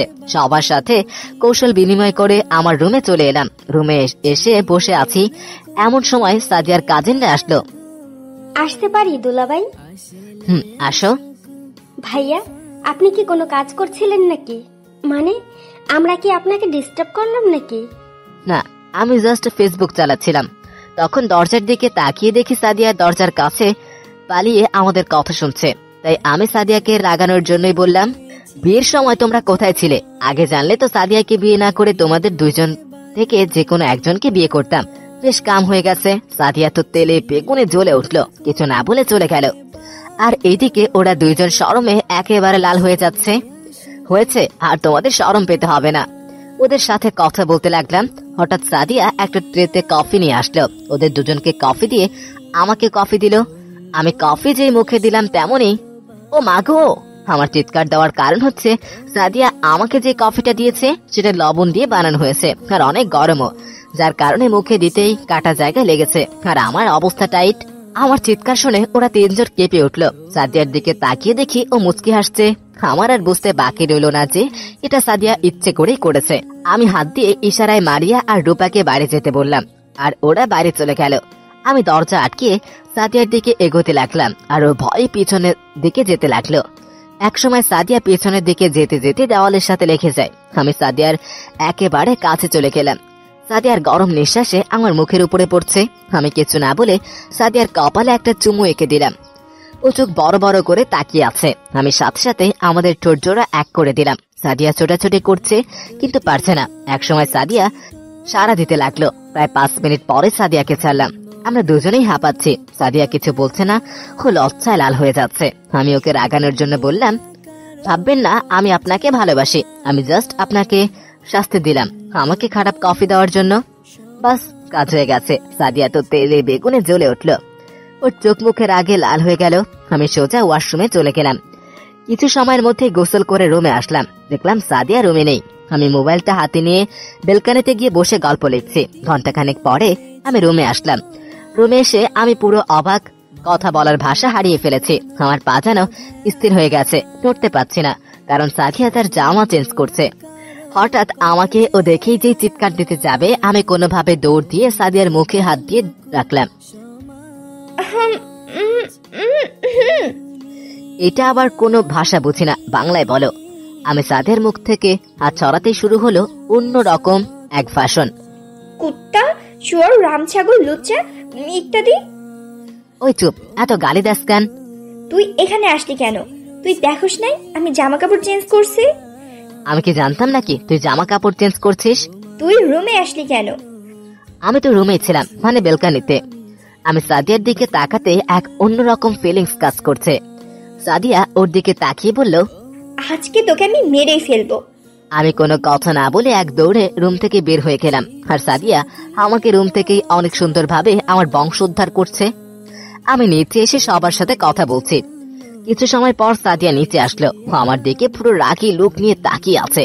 আর আমি ওকে দেখে আবারও ক্রাশ খেলাম, কারণ সাদিয়া একটা নীল রঙের শাড়ি পরেছে, আর শাড়ির সাথে সবকিছু ম্যাচিং করে পড়েছে। ওকে পুরো নীল পরীর মতো লাগছে। সবার কাছ থেকে বিদায় নিয়ে বেরিয়ে পড়লাম শ্বশুর বাড়ির উদ্দেশ্যে। আমি, সাদিয়া, রূপা আর মারিয়া আমার গাড়ি নিয়ে যাচ্ছি। আমি ড্রাইভ করছি, আর সাদিয়া আমার পাশের সিটে বসে বাইরের দিকে তাকিয়ে আছে, আর রূপা মারিয়া পিছনের সিটে বসে আছে। গাড়ি চলছে তার আপন গতিতে। হঠাৎ একটা ফুচকার দোকান দেখলাম। সাদিয়ার ফুচকা অনেক পছন্দ, তাই ওর রাগটা কমানোর জন্য একটা প্ল্যান করলাম। তাই সবাইকে বললাম, তোমরা ফুচকা খাবে নাকি? রূপা আর মারিয়া রাজি হয়ে গেল, কিন্তু যার জন্য বললাম সে কিছুই বলল না। আমি বললাম, এখানে অনেক সুন্দর সুন্দর মেয়ে বসে আছে, আসো আমরা যাই। আমার কথা শুনে সাদিয়া আমার রাগী চোখে আমার দিকে তাকালো। আমি মনে মনে বললাম, দোষ কাম করছে। গাড়ি থেকে নেমে পিছনের দিকে তাকিয়ে দেখি সাদিয়াও গাড়ি থেকে নামছে। আমি একটা মুচকি হাসি দিলাম। আমরা 4 জন মিলে ফুচকার দোকানে ঢুকলাম। ঢুকে আমি অবাক, কারণ এখানে অনেক কাপল বসে বসে প্রেম করছে। আমরা একটা টেবিলে বসলাম। তারপর আমি 3 প্লেট ফুচকা অর্ডার করলাম। কিছু সময়ের মধ্যে ফুচকা নিয়ে আসলো। ওরা তিনজন ফুচকা খাচ্ছে আর আমি এক দৃষ্টিতে সাদিয়ার দিকে তাকিয়ে আছি। এটা দেখে রূপা আর মারিয়া হাসছে। ভাইয়া আপনি খাবেন না? যার আশায় বসে আছি সে তো কিছু বলেই না। সাদিয়া কিছু না বলে এক মনে খাচ্ছে। আমি বললাম, আজকে আমি অনেক সুন্দর একটা দৃশ্য দেখেছি। সাদিয়ার দিকে তাকিয়ে বললাম। সাদিয়া চোখ বড় বড় করে আমার দিকে তাকিয়ে আছে। কি দেখছেন ভাইয়া, আমাদেরও বলেন। আজকে আমি রুমে যাই আর কিছু বলতে পারলাম না। তার আগে সাদিয়া আমার মুখে একটা ফুচকা ঢুকিয়ে দিয়ে ওদের বলল, তোরা এত কথা বলস কেন? চুপচাপ খা। আর আমি অন্যদিকে তাকিয়ে হাসছি। আমার মন চাচ্ছিল সাদিয়ার হাতে খেতে, তাই এই প্ল্যান করি। অনেক হাসি পাচ্ছে তাই না? আমি আর কিছু বললাম না, কারণ সাদিয়া রেগে যাচ্ছে। সবার খাওয়া শেষ হলে বিল দিয়ে আবারও জার্নি শুরু করলাম। পুরো রাস্তায় আর কেউ কোনো কথাই বলেনি। অবশেষে সাদিয়াদের বাসায় চলে আসলাম। বাসায় এসে সবার সাথে কৌশল বিনিময় করলাম। সাদিয়ার বাবা বলল, জামা ওকে নিয়ে তোর রুমে যা। সাদিয়া আগে হাঁটতে লাগলো আর আমি ওর পিছনে। সাদিয়া আমাকে একটা রুমে নিয়ে গেল। রুমটা অনেক সুন্দর করে সাজানো হয়েছে আর দেওয়ালে ওর অনেক ছবি আটকানো। তা দেখেই বোঝা যাচ্ছে এটা সাদিয়ার রুম। যে খাটে বসতে যাব, সাদিয়া আমার শার্টের কলার ধরে টান দিয়ে দেওয়ালের সাথে চেপে ধরে বলল, ওই সময় তো দৌড় দিয়ে বেঁচে গেছিলি, এখন কি হবে তোর? এই মাইয়া, এত তুই তাকারি করে কথা বলো কেন বুঝি না। কি হলো, কথা বল। আমি কোনো কথা না বলে সাদিয়ার কোমরে হাত দিয়ে টান দিয়ে আমার একেবারে কাছে নিয়ে আসলাম। আর এক হাত দিয়ে ওর মাথার পেছনে হাত দিয়ে চুলগুলো ধরে আমাদের ঠোঁটজোড়া এক করে দিলাম। সাদিয়া আর কিছুই বলল না, শুধু তাল মিলিয়ে গেল। কিছু সময় পর মারিয়া এসে আমাদের ডেকে নিয়ে গেল। তারপর আর কি শুরু হলো জামাই আদর নামে টর্চার। আমি আর খেতে পারছি না, তাই সাদিয়ার দিকে তাকালাম। কিন্তু একই, এই মাইয়ার তো কোনো খেয়ালই নেই, এক মনে খেয়ে যাচ্ছে। আমি সাদিয়াকে অনেকভাবে ইশারা করলাম, কিন্তু সে আমার দিকে তাকাই না। তাই বাধ্য হয়ে মারিয়াকে বললাম, জানো মারিয়া, আজকে আমি আর সাদিয়া অনেক সুন্দর একটা দৃশ্য দেখেছি, তাই না সাদিয়া? আমার কথা শুনে সাদিয়ার খাবার আটকে গেল গলায়। পানি খেয়ে বলল, আম্মু ও আর খেতে পারবে না, ওকে অনেক টর্চার করেছে। আমি সাদিয়ার দিকে তাকিয়ে একটা হাসি দিলাম, কারণ রোজ কাজ করেছে। অতঃপর আমাকে টর্চার করা শেষ হলো। হঠাৎ মারিয়া বলল, ভাই তুমি কি যেন দেখেছো, বললেন না যে? সবাই আগ্রহ নিয়ে আমার দিকে তাকিয়ে আছে। আজকে আমি আরে কিছু না, ও উনি এমনি বলতেছে। আমি সাদিয়ার দিকে তাকিয়ে মুচকি হেসে রুমে চলে এলাম। এভাবেই সারা দিন চলে গেল। রাতে আমি রুমে বসেছিলাম, এমন সময় সাদিয়া আসলো। এসে আমার সামনে এসে দাঁড়িয়ে আছে। আমি কিছু না বলে ওয়াশরুমে চলে গেলাম। ওয়াশরুমে গিয়ে ভাবতে লাগলাম, হঠাৎ ওর আবার কি হলো, আরো বিকেলে কোথায় গিয়েছিল। কিছু সময় পর রুমে আসলাম। রুমে এসে দেখি সাদিয়া খাটে বসে আছে আর ওর হাতে একটা নতুন মোবাইল। আমাকে দেখেই সাদিয়া আমার সামনে এসে বলল, এই নে, এটা তোমার জন্য। কেন? তোমার মোবাইলটা তো আমি ভেঙে দিয়েছিলাম, তাই এটা তোমার জন্য কিনে এনেছি। আপনার মোবাইল আমার লাগবে না। ওই কি কইলি তুই? দেখ ভালো মতো বলতেছি, মোবাইলটা নে, না হলে মায়ের একটাও নিচে পড়বে না। কি আর করার, মোবাইলটা নিতে হলো। মোবাইলটা অনেক সুন্দর। হঠাৎ সাদিয়া আমাকে দেওয়ালের সাথে চেপে ধরে বলল, আর কোনোদিন যেন তোমাকে অন্য কোনো মেয়ের সাথে কথা বলতে না দেখি। যদি দেখি তুমি অন্য কোনো মেয়ের সাথে কথা বলছো, সেদিন আমি কি করব আমি নিজেও জানি না। আমি কথা বলবো, আর কিছু বলতে পারলাম না। তার আগেই সাদিয়া আমার আর ওর ঠোঁটজোড়া এক করে দিল।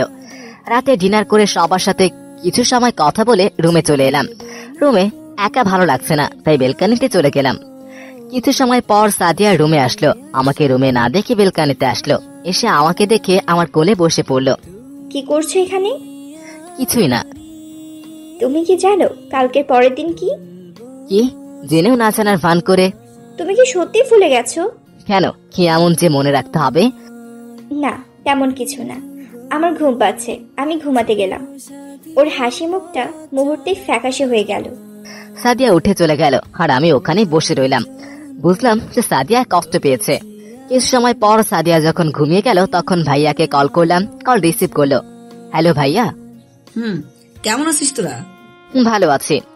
তোর কিসের জন্য কল করা? বেশি কিছু না, একটা ছোট্ট হেল্প করতে হবে তোমাকে। কি হেল্প? কালকের পরের দিন সাদিয়ার বার্থডে। আচ্ছা ঠিক আছে, আর কিছু বলতে হবে না, সব আয়োজন আমি করছি, তুই নিশ্চিন্তে থাক। সাদিয়া যেন এই ব্যাপারে কিছুই না জানে। আচ্ছা ঠিক আছে। তাই আর একটা কথা আছে। আবার কি? I love you too. হয়েছে, আর পাম মারতে হবে না। আচ্ছা ঠিক আছে, আচ্ছা রাখি। এই বলে ফোনটা কেটে যেই পিছনে তাকালাম, আমি পুরোপুরি শক, কারণ সাদিয়া চোখ মুখ লাল করে আমার পিছনে দাঁড়িয়ে আছে। মনে হয় সব কথা শুনে ফেলেছে, আজকে আমি শেষ। হঠাৎ সাদিয়া বলল, তুই কাকে আই লাভ ইউ বললি?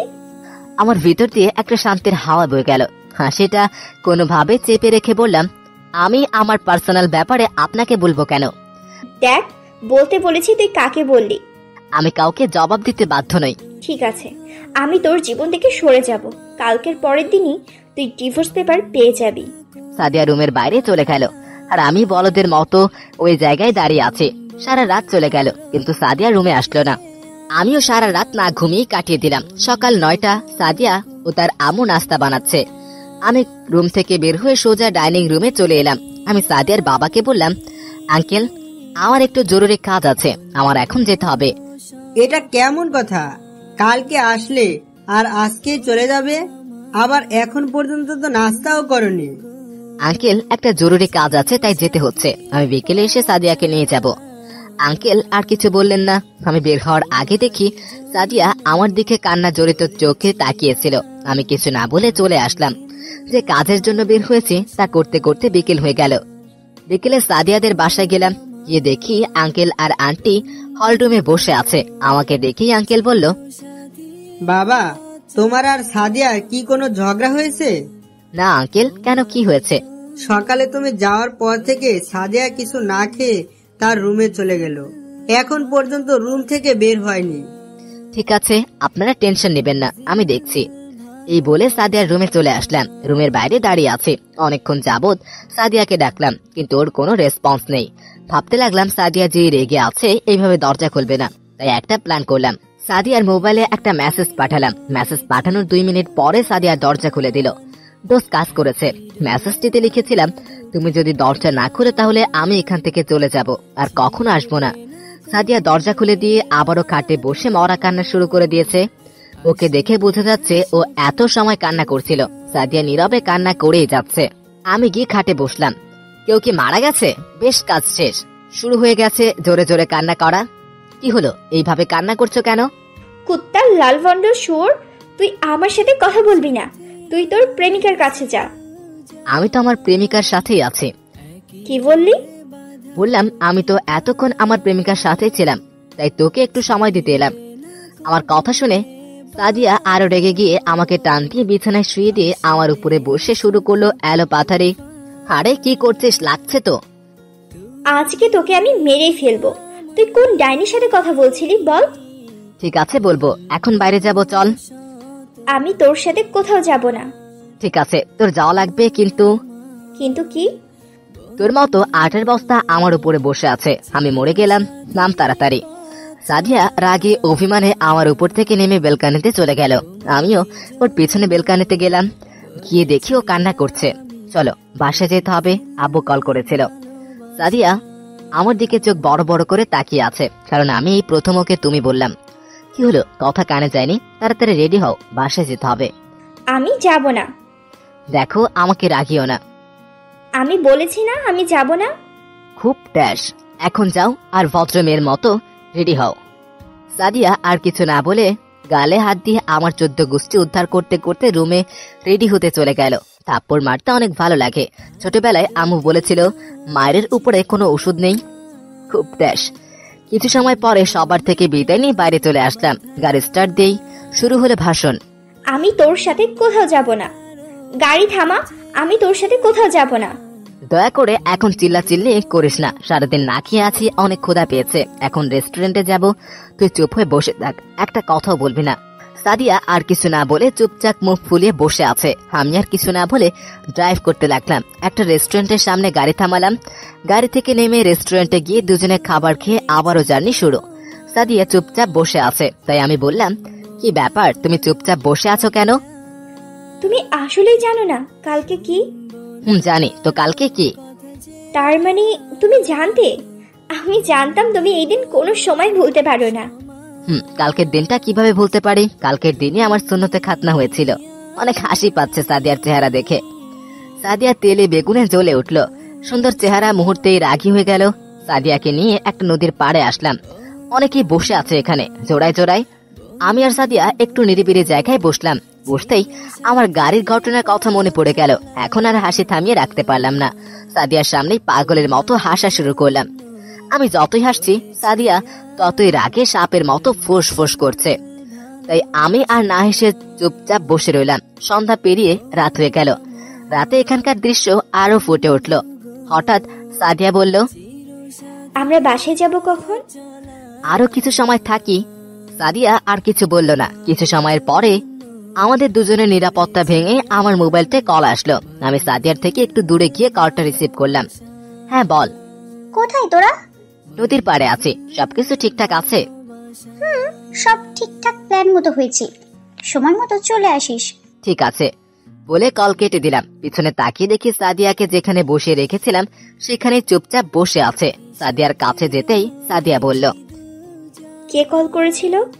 কিছু না, এমনি। কি বললো? চলো এখন। বাসায় যাব এখন? না, একটু কাজ আছে, সেখানে যা। সাদিয়া আর কিছু বলল না। দুজনে গাড়িতে বসে আবারও রওনা দিলাম। কিছু সময়ের মধ্যেই পৌঁছে গেলাম। আমরা শপিং মলে কেন এসেছি? ভাবি আমাকে কিছু আনতে বলেছিল, তাই এখানে আসলাম। সাদিয়াকে নিয়ে শপিং মলের ভিতরে ঢুকলাম। অনেক সময় লাগিয়ে শপিং করার পর সাদিয়া বলল, ভাবি তোমাকে এত কিছু নিতে বলছে? আর কিছু না বলে দুজনে গাড়িতে বসলাম। সাদিয়া কোনো কথাই বলছে না। সাদিয়াকে নিয়ে একটা রেস্টুরেন্টের সামনে আসলাম। আমরা এখানে কেন আসলাম? খাবার খেতে। অনেক রাত হয়ে গেছে, বাসায় গিয়ে খেয়ে নিবনি? না, এখানেই খাবো। সাদিয়া আর কিছু বলল না। দুজনে রেস্টুরেন্টের থেকে ডিনার করলাম। ডিনার করতে করতে 11:30 বেজে গেল। সাদিয়াকে নিয়ে বাসার জন্য রওনা দিলাম। সাদিয়া বারবার ঘড়ির দিকে তাকাচ্ছে। 11:55 বাসায় পৌঁছালাম। গাড়ি পার করে দরজার সামনে এসে সাদিয়া কলিং বেল বাজাবে, তখন আমি বললাম, এই কি করছো? কিছুটা ভয় পেয়ে বলল, আমি আবার কি করলাম? সবাই ঘুমিয়ে আছে, কলিং বেল বাজানোর প্রয়োজন নেই। তাহলে ভিতরে যাব কিভাবে? আমার কাছে চাবি আছে। আমার প্যান্টের পকেটে হাত দিয়ে চাবি বের করে দরজা খুলো। তোমার পকেটে আমি হাত দিতে যাব কেন? আরে আমার হাতে এতগুলা ব্যাগ, আমি আবার পকেটে হাত দিব কেমনে? সাদিয়া আর কিছু না বলে পকেটে হাত দিয়ে চাবি বের করে দরজা খুলে দিল। পুরো বাসা অন্ধকার হয়ে আছে। সাদিয়া আর আমি ভিতরে গেলাম। হঠাৎ পুরো বাসাটা লাইট জ্বলে উঠল আর সবাই একসাথে বলে উঠল, হ্যাপি বার্থডে সাদিয়া। সাদিয়া সবাইকে দেখে পুরো অবাক হয়ে আছে। সবাই সাদিয়াকে উইশ করছে। আমি কিছু না বলে সেখান থেকে আমার রুমে চলে এলাম। তোমাদের সবার মনে আছে আমার বার্থডের কথা? সবাই একসাথে বলল, ঘন্টাখানেক পরে সাদিয়া রুমে আসলো। রুমে এসে দেখে রুম অন্ধকার হয়ে আছে। রুমে লাইট জ্বালিয়ে সাদিয়া শক। পুরো রুমটা পুতুল দিয়ে ভর্তি। হঠাৎ রুম থেকে কান্না করার শব্দ আসছে। আমি বেলকানিতে দাঁড়িয়েছিলাম।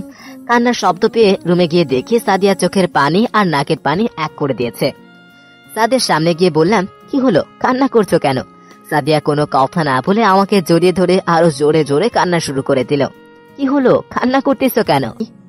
তুমি এই কয়দিন আমাকে এত কষ্ট দিলে কেন? আমি তোমাকে কখন আবার কষ্ট দিলাম? সাদিয়াকে ছাড়িয়ে বললাম কথাটা। তুমি বললাম কি? সাদিয়াকে আর কিছু বলতে না দিয়ে আমাদের ঠোঁট ধরে এক করে দিলাম। কিছু সময়ের পর সাদিয়াকে ছেড়ে দিলাম। দুজনেই জোরে জোরে শ্বাস নিচ্ছি। আমি কিছু বলতে যাব, হঠাৎ সাদিয়া আবারও পাগলের মতো কিস করতে লাগলো। কিছু সময় পরে ছাড়লো। সাদিয়া কিছু বলতে যাবে, তখন আমি দুটো শপিং ব্যাগ সাদিয়ার হাতে দিয়ে বললাম, এগুলো পড়ো। আমি নিচে গেলাম। আমি নিচে চলে আসলাম। কিছু সময় সবার সাথে কথা বলে রুমে চলে আসলাম। রুমে এসে আমি পুরো অবাক। সাদিয়াকে নীল শাড়িতে নীল পরির মতো লাগছে। আমি এক দৃষ্টিতেই সাদিয়ার দিকে তাকিয়ে আছি। সাদিয়া আমার সামনে এসে ঠোঁট ছোট্ট করে কিস করে বলল, কি জনাব, এমন ড্যাব ড্যাব করে কি দেখছেন? আমার নীল পরীকে। তাই? চলেন ছাদে যাব। কি এত রাতে? এখন আমাকে কোলে তুলেন। নয়, হ্যাঁ, এখন তুমি আমাকে কোলে নিয়ে ছাদে যাবে। কি আর করার, সাদিয়াকে কোলে নিয়ে ছাদে আসলাম। সাদিয়াকে বুকের সাথে জড়িয়ে দোলনায় বসে আছি। নিরাপত্তা ভেঙে সাদিয়াই বলল, জানো, আমার অনেক স্বপ্ন ছিল কোনো এক রাতে তোমার বুকে মাথা রেখে চাঁদ দেখব। তাই? আচ্ছা, স্কুলে তোমার ক্রাশটা কে কে ছিল? আমার স্কুল লাইফে একটাই ক্রাশ ছিল, সে হলো তুমি। আমি তোমাকে অনেক অনেক ভালোবাসি। কখনো আমাকে ছেড়ে যাবে না তো? আমিও তোমাকে অনেক অনেক ভালোবাসি, আর মৃত্যুর আগ পর্যন্ত শুধু তোমাকেই ভালোবেসে যাব। আচ্ছা শোনো, কাল থেকে আমি আব্বুকে, আমার আব্বু বলে রেখেছি, কাল থেকে তুমি আর আমরা যেই অফিসে আছি সেটা দেখাশোনা করব। সাদিয়ার মুখটা আমার মুখের সামনে এনে এক গভীর কিস দিয়ে বললাম, আমার স্কুল লাইফের ক্রাশ দেখুন, আমার অফিসের বস। একই সাথে রয়েছি দুজন, একই ডোরে বাঁধা দুটি প্রাণ, ছিড়বে না কবু এ বাঁধন, আসলে আসুক তুফান।